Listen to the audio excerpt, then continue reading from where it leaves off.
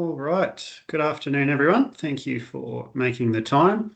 My name's Reece Powell. I'm one of the Deputy Chief Veterinary Officers for the Department of Primary Industries and Regional Development, and I'm currently the Acting CVO for the response at the moment. So thank you very much. What we're going to do is just go around and give you sort of an update on what's gone on with the detection that we have had in New South Wales and also extending out into South Australia and Western Australia. And then Tina's going to take over and tips and tricks on how you can protect your birds at home. So we'll go next slide, please. So first of all, just like to acknowledge that I'm currently on Wiradjuri land and extend respect out to traditional custodians of the land and elders past, present, and any emerging ones. And I will just say we are going to record so that we can share this out later. And also please use the Q&A function in the chat. We may not get to all of them, but we will provide a consolidated frequently asked questions when we send the recording out as well. So that way it's just in writing and you've got it there if you need it. Thanks, Dom.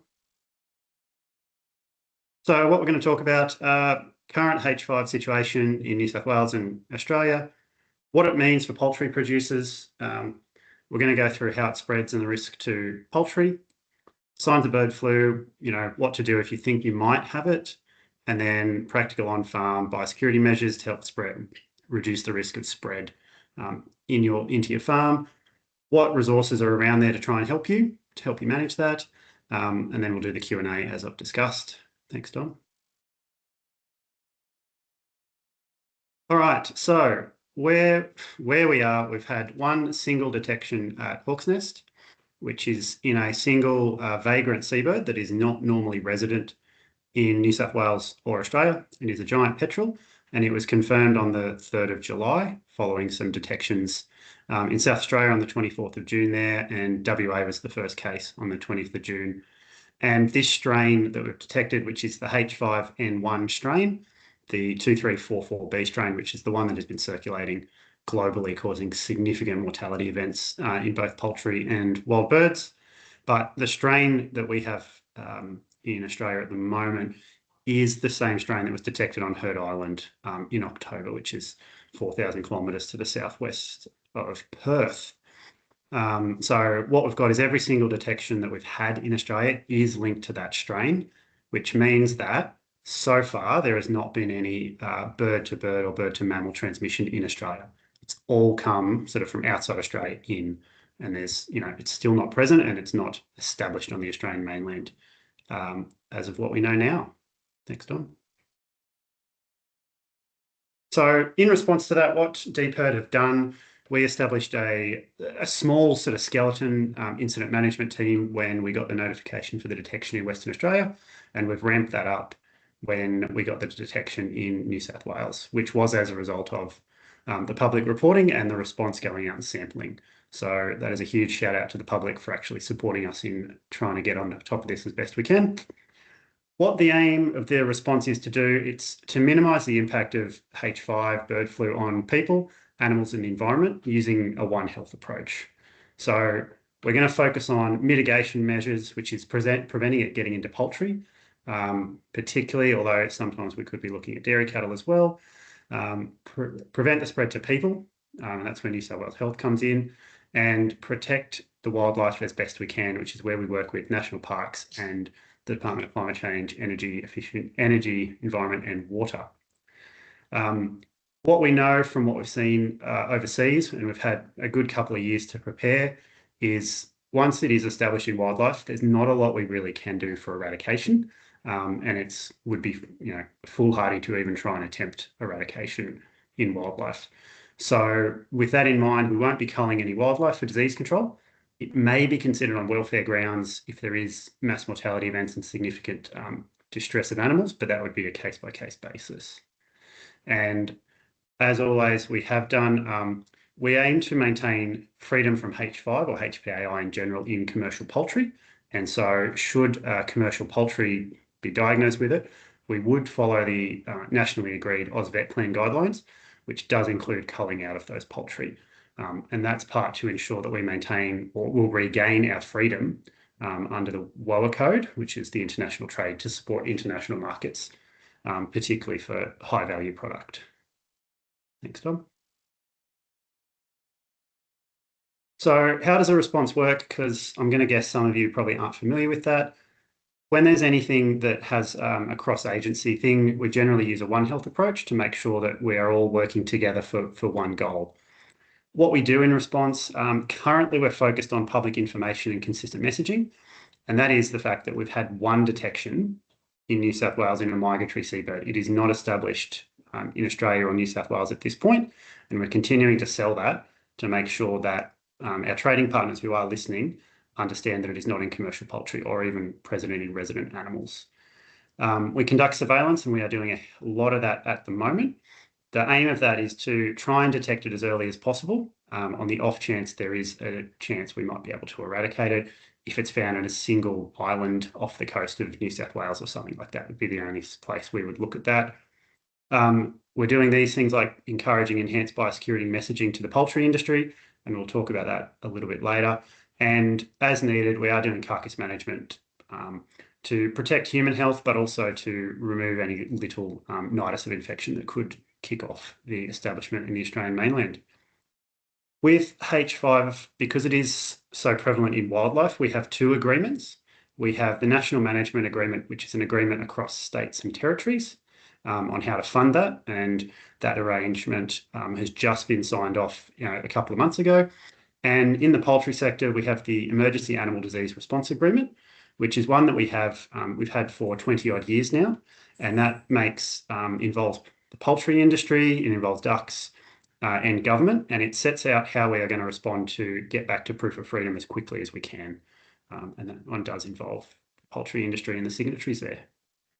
Thanks, Tom.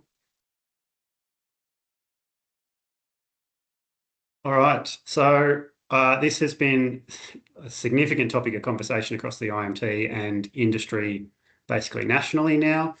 And what the latest come is that ACCC has put a statement on their website. Some of you may be aware, you may not, but essentially saying that the ACCC understands that the CBOs, including us, have issued voluntary housing recommendations.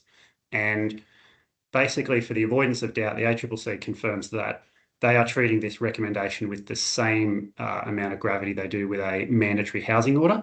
And that means that at this stage, you can house your birds and still claim free range. And then we are going to review that in about a week, just to make sure that we are still being consistent with the risk, which is linking to the ACCC's comment that everything must be not unreasonable. Thanks, Dom. All right, so I think this is my last slide, but what we are trying to suggest to everyone is, look, be alert, not alarmed. We've had one detection. It's not detected in any resident species that live in Australia year round. It's in one petrel that occasionally visits and occasionally washes up on a beach. So far, we've not found it in any poultry industry or any mammals, anything like that. So far, I'm treating this as a warning shot.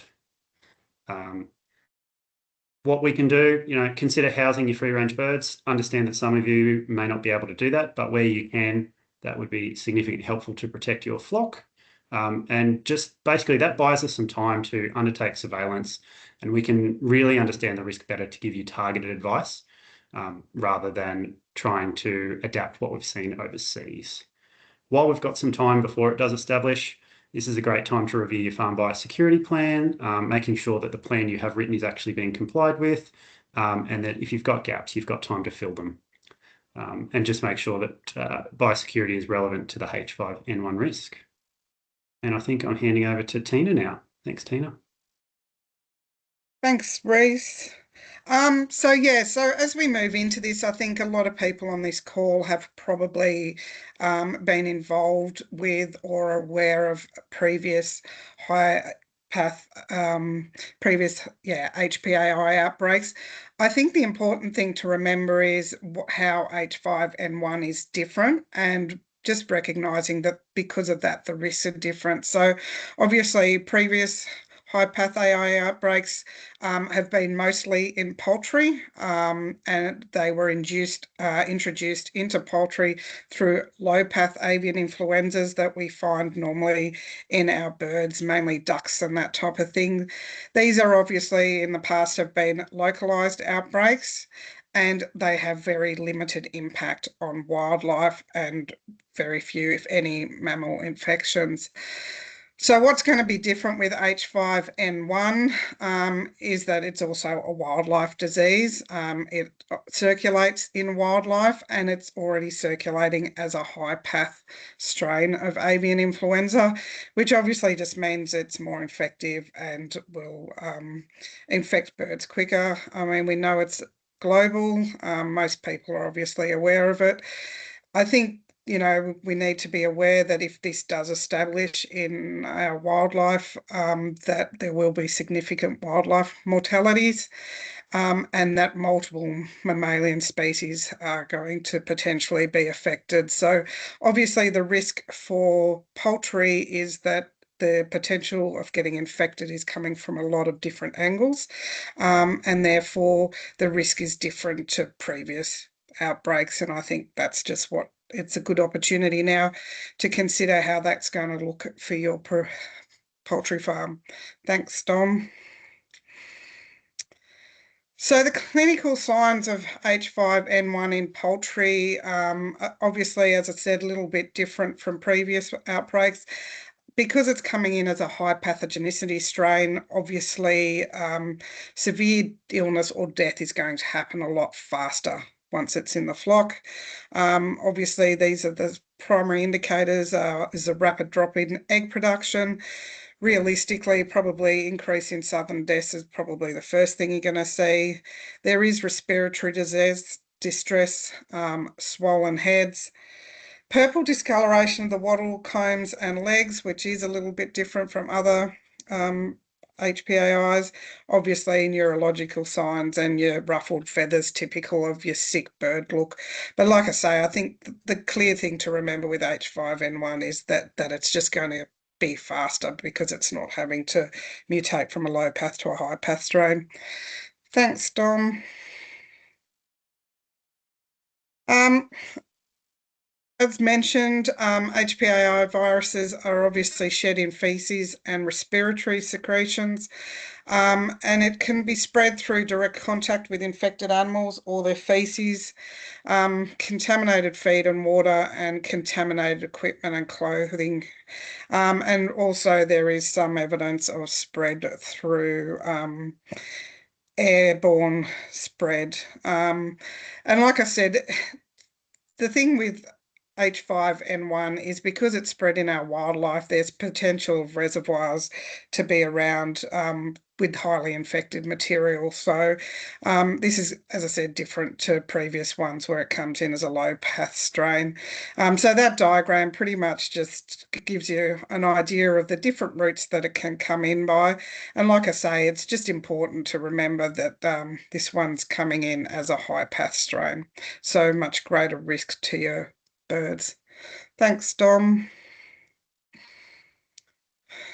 So, I mean, most of you will have sort of be familiar with how to report a suspect case, and I suppose your first protocol is going to be your company vet or the vet you've already have a established relationship with.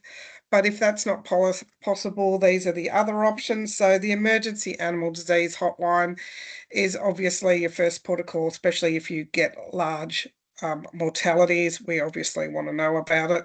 That's the 1800 675 888 number. The information that so this then goes to a call centre, it gets triaged. Commercial poultry will be a little bit different to what we're currently doing with wildlife. But regardless, you know, the more background we can have, the better. And you can see there what sort of some of the things we're going to be asking for. Obviously, we definitely would like to know how many sick and dead birds there are. Obviously, in commercial poultry, we're hoping the condition of the carcasses are going to be different to what we're seeing in wildlife, where we don't know how long they've been dead. obviously clinical signs, and just keeping in mind, obviously, that while we definitely need to know any mortalities or increases in mortality, there's obviously other reasons birds die. So if there's any other history that we can get from you, that would be really helpful. Thanks, Dom. So obviously there's a little bit what will happen once DPIRD has been advised.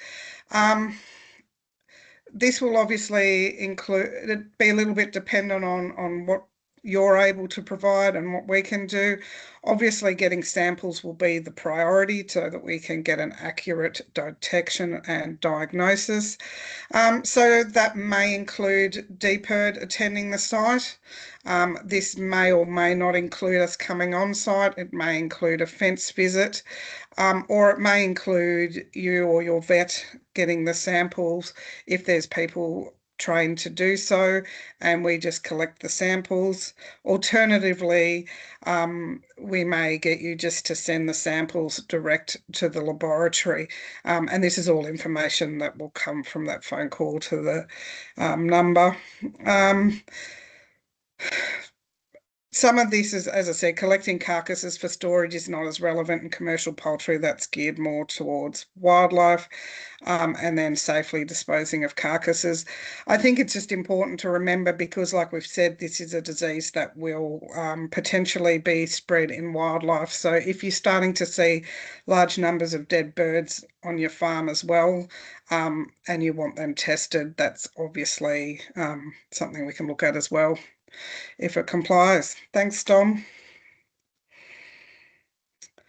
So what does that mean for biosecurity? And I think, as Reese has already mentioned, I think this is just a really good opportunity to look at your current biosecurity plan and maybe review it. Most of you are all doing biosecurity to a certain extent and you're aware of your obligations, but it's always a good opportunity just to have a look at what you're doing and see how it can be improved. I think especially with H5N1, as I said, because the risks of how it's going to enter your farm potentially are a little bit different. So it's important to maybe review your biosecurity plan. We did sort of already discuss this. So this is in regards to the housing order. So like I said, we've discussed this and will be reviewed next week. And yeah, this is just an opportunity to protect your birds, especially if your farm is closer to the coast where it's higher risk. But that's, as I said, being discussed. Next, Dom. So like we said, because H5N1 is spread via the fecal-oral route, I think it's a good chance to audit on-farm biosecurity practices with this in mind. Like I said, remembering if this becomes established, potentially there's going to be high levels of virus outside your shed. So the things that you're routinely doing, probably just an opportunity to look at doing them better. Obviously, preventing wild bird access to feed, water, and clean litters, the big one. Because you don't want that infected. This is a good opportunity to check wild bird entry points into the shed are blocked. Ensure rodent control is current and monitored. Ensure wild birds are kept off range areas and water sources. And, you know, it may be an opportunity to look at ways of doing that better. Obviously, chlorination should be part of your current biosecurity plans, but it's always a good opportunity to make sure that that's actually being complied with and that staff understand why it's so important.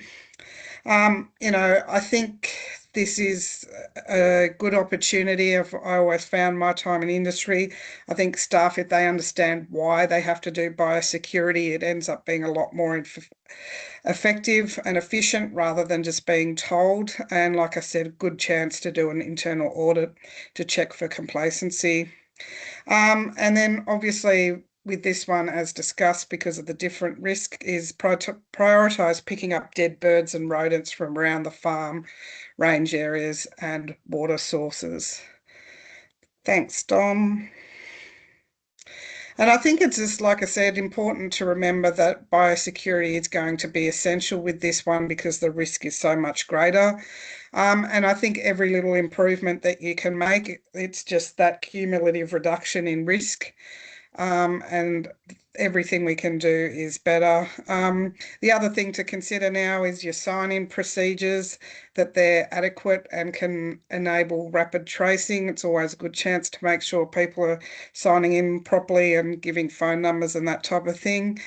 A good time to review vehicle movements into production areas. Make sure they're minimised and look at it, only the essential ones going on, maybe even review your production area map and try and condense it to an area that's more manageable if this is difficult to do. We know from previous HBAI outbreaks that, grading floor movements and things were an issue. Maybe a good opportunity to look at that and see if there's movements that can be reduced in that respect. Feed truck disinfection protocols is probably, relevant for both small and large producers, just knowing what other farms the feed trucks that you're getting have been to and where they're going. And obviously having on-farm ability to disinfect them if you would like to go for that. And yeah, basically review your disinfection protocols for all your equipment, whether it's grading floor equipment or trucks. The other one to review too is broiler pickups. So for those of you who are doing your broilers, ensuring there's clean areas outside the sheds for loading and movement of vehicles, remembering that this is passed in feces. So, that can be as simple as spraying the area, having concrete areas, or just spraying the area where the forklifts are going to be. Thanks, Dom.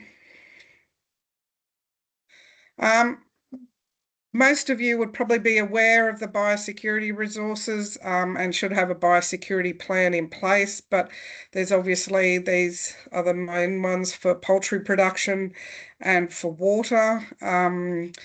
For those who maybe don't have a biosecurity plan or are a bit unsure if it's up to scratch, it'd be a good opportunity to have a look at these publications and review your own biosecurity plan in light of that.